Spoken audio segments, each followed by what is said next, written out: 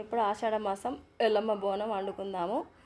ఇక ఇప్పుడు స్టవ్ పైన అయితే బియ్యం కడిగి కావాల్సినంత ఎసరు పోసుకొని పెట్టిన స్టవ్ వెలిగిద్దాం. ఇప్పుడు ఇంకా స్టవ్ వెలిగించి అన్నం ఉడికిన తర్వాత ఇట్లా దగ్గరికి ఎసరు వచ్చిన తర్వాత అందులో బెల్లం వేద్దాము. బెల్లంలో నలకలు ఏమీ లేవు కాబట్టి నేను డైరెక్టే వేస్తున్నా. బెల్లం చాలా ఫ్రెష్గా ఉందండి.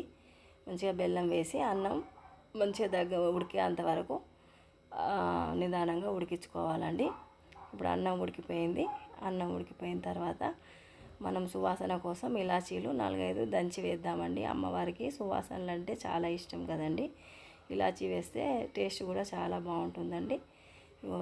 ఇలాచీలు దంచి వేసిన ఇప్పుడు మనం సరిపడా అన్ని పాలు పోసుకుందామండి. పాలు పోసుకుందాము. పాలతోని పరమాన్నం చాలా కమ్మటి రుచి వస్తుందండి. ఇంకా ఇలాచీలు వేసుకొని పాలు వేసుకున్నాము. ఇంతే అండి. ఇంకా పాలు ఎగిరిపోయి దగ్గరికి వచ్చేంత వరకు ఉంచాలి. ఇంక ఇప్పుడు సరిపడా అంత నెయ్యి వేసి బోనం దించి పక్కకు పెట్టుకునే అంతే అండి. ఇంకా అమ్మవారి బోనం రెడీ.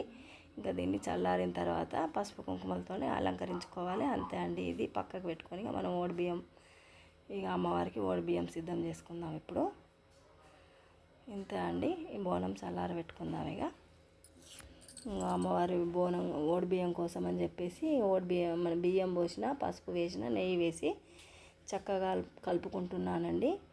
ఓడిబియ్యం కలిపేటప్పుడు కూడా అమ్మవారి నామస్మరణ మన ఇష్టదైవారాధన చేసుకుంటూ చక్కగా కలపాలండి. ఇక ఓం శ్రీమాత్రే నమః, ఓం హ్రైం హ్రీం శ్రీమాత్రే నమః, శ్రీమాత శ్రీ మహారాజ్ని శ్రీమత్ సింహాసనేశ్వరి అని అనుకుంటూ 2 చేతులతో చక్కగా ఓడిబియ్యం కలిపానండి. ఇంతే అండి. ఇంకా ఓడిబియ్యం కలిపాను. ఇప్పుడు అందులో మనము 11 రూపాయలు వేద్దామండి. ఇంకా 5 పోకలు ఖర్జూర పళ్ళు వేద్దామండి. ఇంకా కుడక వేద్దాము. ఒక కుడక, ఒక కనుము. ఇంతే అండి. అమ్మవారి ఓడిబియ్యం రెడీ. ఇంకా వెళ్తున్నామండి. టెంపుల్కి అయితే వెళ్తున్నాము. ఇంకా మనం టెంపుల్ దగ్గరికి కూడా వచ్చేసామండి. చాలా చక్కగా ఉంటుందండి అమ్మవారి టెంపుల్ అయితే. చాలా బాగుంటుంది. చాలామంది వచ్చారండి ఇవాళ. చాలామంది బోనాలు మొక్కులు సమర్పించుకున్నారు. ఇక మనమైతే ముందు టెంపుల్లోకి వెళ్ళి ముందు గంట కొట్టి అమ్మవారిని దర్శించుకుందామండి. అమ్మవారి దగ్గర పసుపు కుంకుమ నైవేద్యాలు అన్నీ పెట్టి ఇంక ఇప్పుడు మనమైతే ఓడిబియ్యం పోస్తున్నామండి.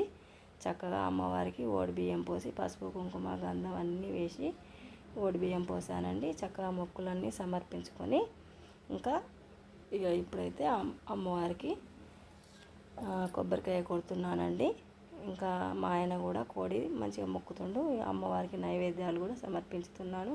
ఇక్కడ నాగమ్మ తల్లి ఉంటుంది. నాగమ్మ తల్లి కూడా పసుపు కుంకుమాలు సమర్పించిన గాజులు కూడా వేసుకున్నానండి నేను.